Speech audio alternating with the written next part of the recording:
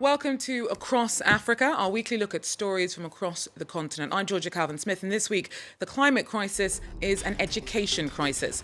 Global warming disrupts the learning of millions of Africans, but education is key to the adaptation and action needed to respond to the emergency. The head of the Education Cannot Wait charity joins me from COP28 in Dubai. Also, calls for global pledges to phase out fossil fuels ignite tensions at COP. Some countries, like Senegal, say that they can't do so at the same rate as richer nations whose past industrialization prosperity has caused climate change. And Togo's agroeconomy and agriculture accounts for a huge part of the continent's GDP. In a bid to make the sector more climate resilient, more Togolese farmers are heading to an agroecological academy, teaching a more holistic approach. But first, global warming and climate change have led to increasingly frequent extreme weather events. Every year, they interrupt the learning for about 40 million children. And that number is set to keep climbing as the effects of the climate emergency become more profound. There's been more focus on education at the COP28 climate talks in Dubai this year, amidst growing acknowledgement of the importance of greening learning, not just in terms of content, but also infrastructure and in terms of maintaining accessibility in the midst of the uncertainty and displacement that comes with climate change. With me now for more is the Executive Director of Education Cannot Wait, Yasmine Sherif. Yasmine, thanks so much for making time for us in the midst of COP28. Now, Africa is on the front lines of the existential disruption caused by global warming. So how does looking at all of that through the lens of education affect efforts to come up with a coherent climate action plan for the continent and also better understand the immediate impact of climate change there? Thank you very much. And I'm happy that you have me here today from Dubai. First of all, Education Cannot Wait as the global fund for education in emergencies and protracted crisis within the UN system and also with civil society. We are focusing a very large part of our investment precisely in sub-Saharan Africa. Over the world, a total of 226 million children and adolescents do not learn or attend school, and 54% of them are children and adolescents in Africa. And education and climate change are very much two sides of the same coin. It's all interrelated. It's a matter of connecting the dots, and I'm very happy to further elaborate on that.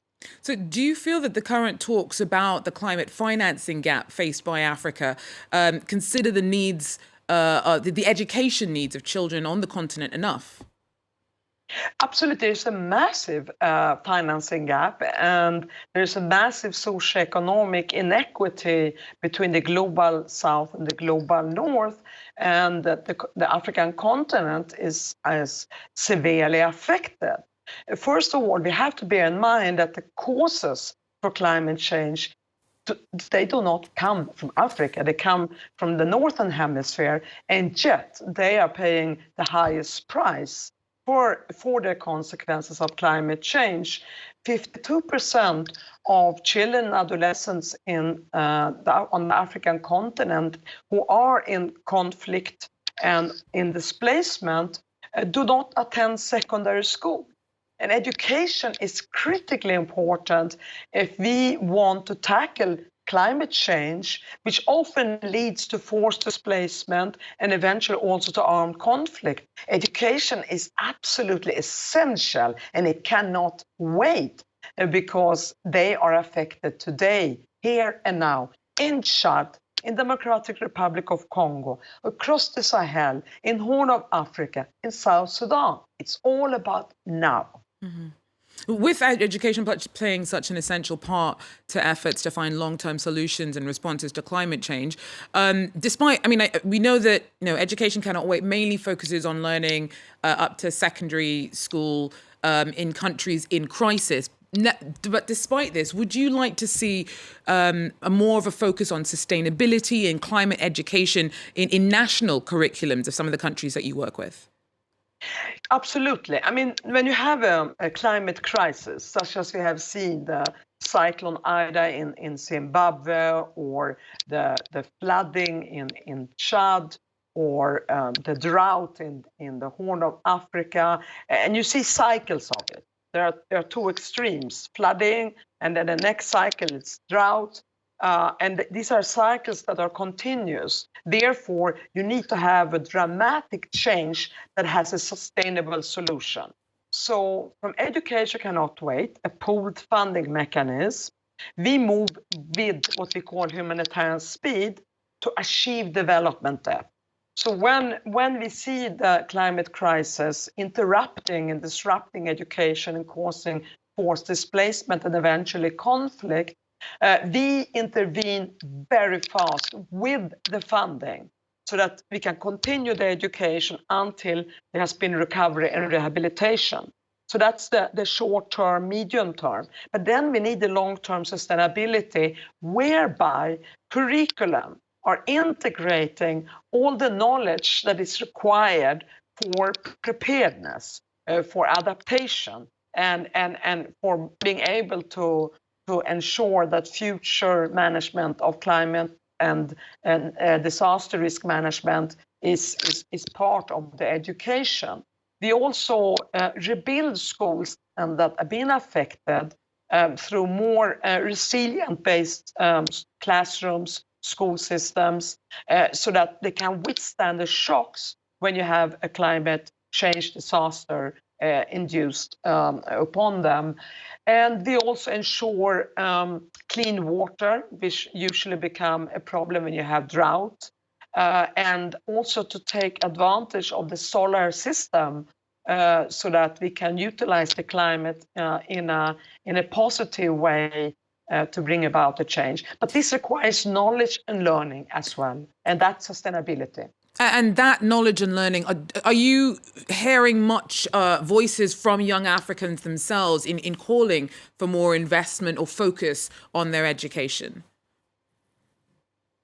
Absolutely.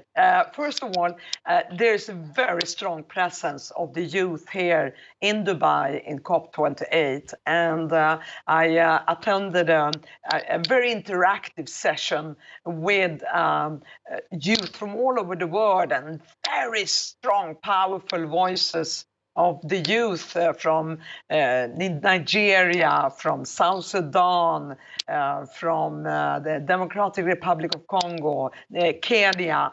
And I believe, I've been in the business of humanitarian development for over 30 years.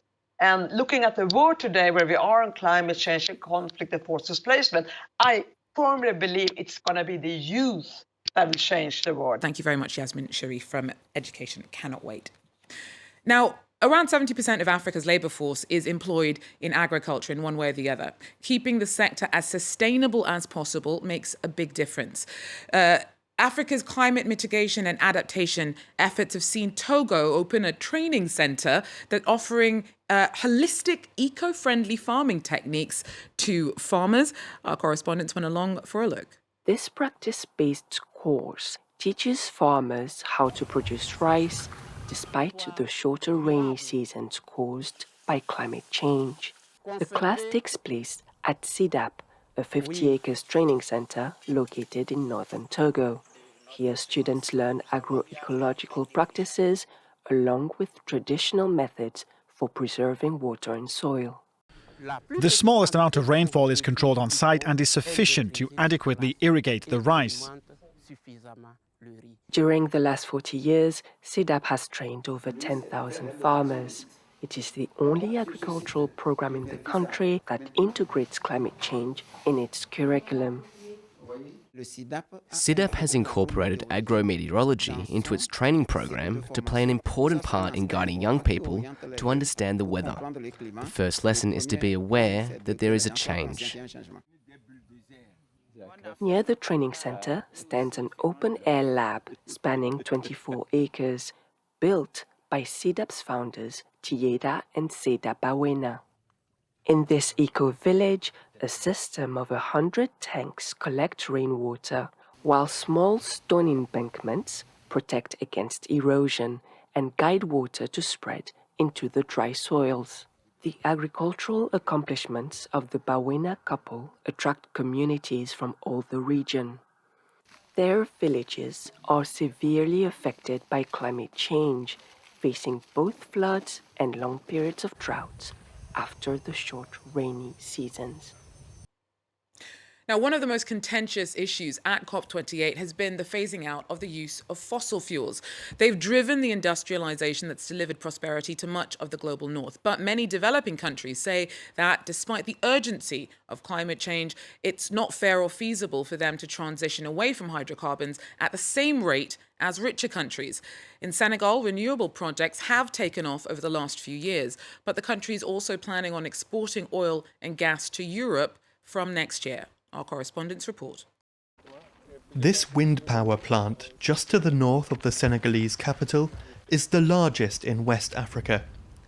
With 46 turbines spread over 35 hectares, this site provides enough electricity to meet the needs of more than 2 million people.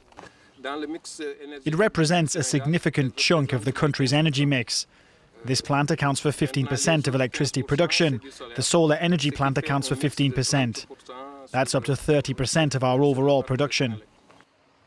Senegal raised $3 billion in funding back in June during a Paris summit focused on development of green energy projects. The country is aiming to produce 40% of its electricity from renewable sources by 2030 and is seen as a climate leader in the region. Senegal is really making progress in renewable energy with all this investment. Other countries in the region could follow this example. Renewable energy is really the solution we need when it comes to sustainable development.